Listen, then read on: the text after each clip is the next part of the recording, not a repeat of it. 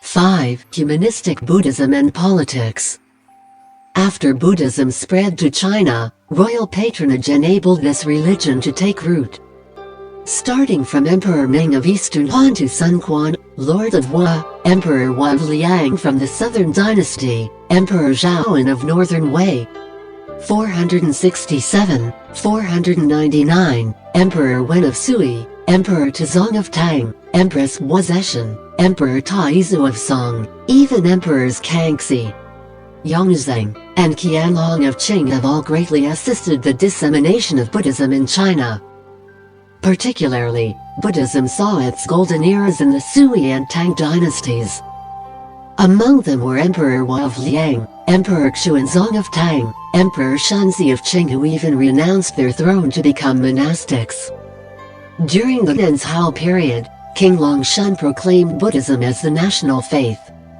In the Dali period, 10 out of 22 emperors renounced. Buddhism was revered by the whole nation, from emperors to the common people. Empress Cixi preferred to be called the Great Lord Buddha. A large number of emperors and kings ruled their kingdom with Buddhist principles. Buddhist monks, on the other hand, showed their patriotism differently. As imperial masters or counselors, they advised their rulers in how to protect their country and care for their people. Take Venerable Hsing for instance, known as the black-robed Prime Minister of the Southern Dynasty.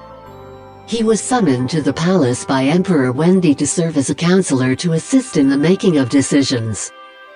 Senior monastic officer Venerable Fago from the Northern Wei dynasty retained the trust of Emperors Taizu and Tazong of Wei. Chan Master Baozi likewise counseled Emperor Liang of Hua, while Venerable Haizong from the Tang dynasty was mentor to the emperor. Countless monastics served as imperial masters, advising their rulers on developing their country. This would have been impossible if these masters were unwilling to engage in this worldly matters whilst maintaining the otherworldly spirit. The endeavors of Dharma cannot prevail without sovereign benefaction.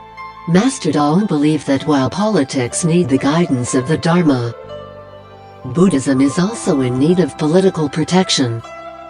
Righteous practitioners of Buddhism have never rejected politics, because only through a prosperous nation and righteous rulers can Buddhism continue to thrive.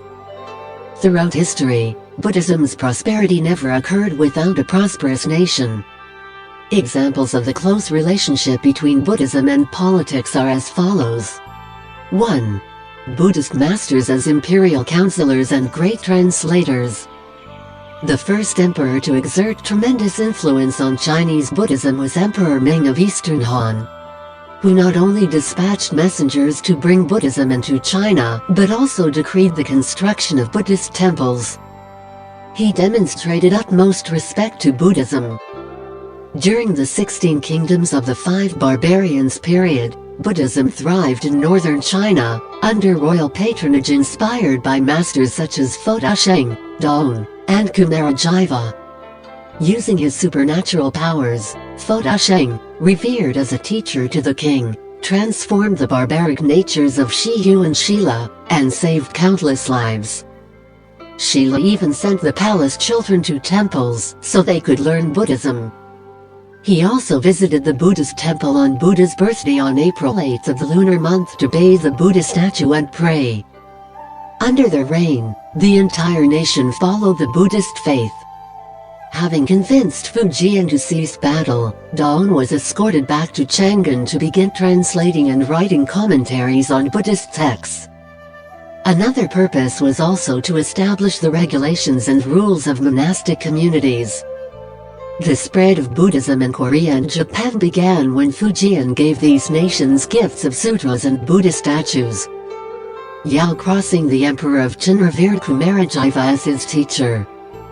The emperor established China's earliest imperial translation court and pushed the spread of the Buddhist doctrine to its zenith through the fluent and elegant translations by Kumarajiva.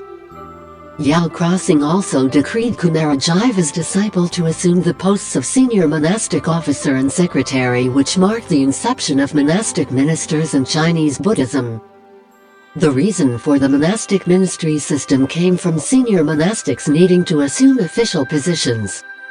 They were entrusted to supervise and penalize any monastic displaying inappropriate conduct. Thus, they assisted the nation in propagating humanistic Buddhism. The position is known as senior monastic officer, meaning the duty of correcting self before correcting others.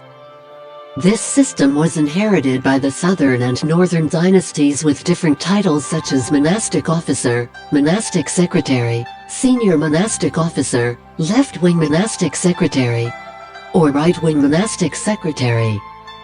Each of these posts held authority and status. In this period, Emperor Wu of Southern Liang was China's first ruler to govern by the principles of kingship chakravarti. His work on refraining from drinking alcohol and eating meat was a cause for Chinese monastics to practice vegetarianism. When he took and observed the Bodhisattva precepts, 48,000 people joined him. He was also the first Chinese emperor to renounce. Being well versed in Buddhist doctrine, he often taught the Dharma to monastic and lay Buddhists.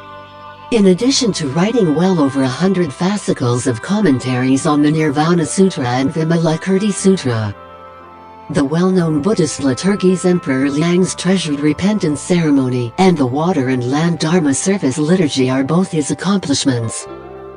2. Revitalization of Buddhism through the creation of the Yangtang grottos. Following the two persecutions that occurred during the Northern Dynasty, triggering catastrophic effects on Buddhism, rulers such as Emperors Wencheng, Xianwen, Zhaoan, and Xuanhua of Northern Wei Dynasty began the revitalization works of Buddhism. Emperor Wencheng decreed for Miao to act as senior monastic officer as well as to supervise the carving of the Yangtang grottos. The first Buddhist cave temple in China, Yangtang, was listed as a World Cultural Heritage Site in 2001. Moreover, in the 5 years of Emperor Xianwen's short reign, he constructed temples and pagodas, creating a Buddhist city. Emperor Zhaoan later relocated the capital to Luoyang. He decreed the large-scale excavation of the Longmen grottos, bringing Buddhist rock carving to its zenith. Added with the Meiji Shan and Dazu caves, Buddhism is said to make up a large part of Chinese culture. I still remember what Indian Prime Minister Nehru said to me during our meeting 50 years ago. Both Indian and Chinese cultures are listed as one of the world's greatest heritages. But without Buddhism, I believe India would fall off the list immediately. The significance of a rich culture to a nation must not be underestimated. Chinese Buddhism reached its peak during the Sui and Tang dynasties, where Emperor Wen of Sui was known as the Buddhist emperor who governed his nation by Buddhist thoughts. During his reign, he constructed temples and over 83 pagodas. He also transcribed Buddhist sutras as a way of cultivation. His son, Emperor Yang, was also a pious supporter of Buddhism who revered Master Zhiyi and observed the Bodhisattva precepts. 3. The thriving of the 8 schools under Empress Wu Zetian's imperial patronage. Among emperors who supported Buddhism, Emperor Tazong of Tang was particularly pious. Among his contributions to Buddhism is the construction of the imperial translation court for Master Xuanzang, who later translated Buddhist texts such as the Yogacara Bhumi Sastra, Mahaprajnaparamita Sutra, and the Heart Sutra, all of which continue to exert tremendous influence on Chinese Buddhism. The emperor also sought company and advice in Master Xuanzang in governing his kingdom. Emperor Tazong was a man with magnanimity and a big heart. His royal patronage nurtured outstanding monastics who propagated all schools of Buddhism, thereby bringing Chinese Buddhism into its golden age. The emperor was himself well versed in Buddhist texts and actively practiced the Bodhisattva path. His foreword for the Yogacara Bhumi Sastra was inscribed on the stele of foreword of the Holy Tripitaka teaching of the Great Tang Dynasty. Also a devout supporter of Xuanzang's translation works, Emperor Zhizong took the Bodhisattva precepts under Venerable Xuanwen and constructed a Xian temple. He sought the company of Xuanzang on his imperial inspection tours and relied heavily on Buddhist teachings to rule. When Xuanzang passed away, Zhizong was so grief-stricken that he did not go to court for 3 days, having announced that I have lost one of the nation's greatest treasures. Master Xuanzang was the first overseas student in the history of Chinese Buddhism. He honored his country everywhere he went. Records of his travels to foreign nations are written in his Great Journey to the West, alongside records of the Buddha Kingdom by Fashan of Eastern Jin, as well as a record of Buddhist practices sent home from the Southern Sea and Buddhist pilgrim monks of Tang Dynasty by Hsing of Tang. These are considered the most valuable historical records of the Central and Southern Asian, as well as Eastern and Western transportation and cultural relations. The first Chinese empress was Hsing, inherited Zhizong and Zhizong's royal Buddhist patronage and elevated the status of bhiksus and bhiksunis. The opening verse found in almost all Buddhist texts continue to spread far and wide today. She founded the first imperial pharmacy managed by monastics, donated her own money to the carving of the Vairocana Buddha statue at the Longmen Grottos, and enabled all 8 schools of Chinese Buddhism to thrive during the Tang Dynasty. Before assuming the throne, Xuanzang was once a monastic. After taking reign, he restored Buddhist temples that were destroyed during the Hsing persecution, and built precept altars across the nation to enable bhiksus and bhiksunis who had been forced to disrobe to renew their precepts and vows. He also bestowed the purple golden robe to Master Wada, 811-883, and gave him the title Master of the Three Teachings. The emperor dedicated himself in the restoration of Buddhism with tremendous success. 4. The spread and inspirations of the Dharma. Through generations of royal patronage, Chinese Buddhism was able to take root, bloom, and mature in the Middle Kingdom.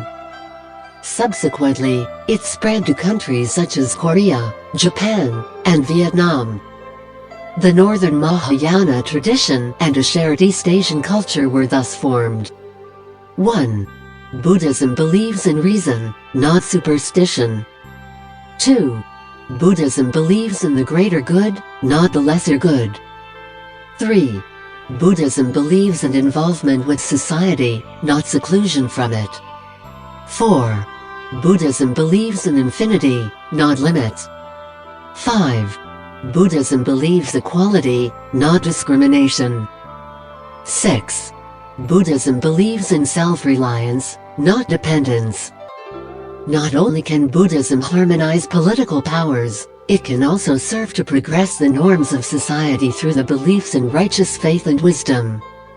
In summary, Buddhism does not reject politics. The Buddha himself was born a prince of the royal family, who continued to teach in India after attaining enlightenment. Conscious of his political background, he also counseled rulers on how to govern their countries. Throughout Chinese history, the relationship between politicians and Buddhism as well as officials and monastics has been most harmonious. Consequently, one of the purposes of Buddhism is to be a faith for benevolent rulers as well as human beings. Dedication of merits. May kindness, compassion, joy and equanimity pervade all worlds. May we cherish and build affinities to benefit all beings. May Chan, pure land and precepts inspire equality and patience. May our humility and gratitude give rise to great vows.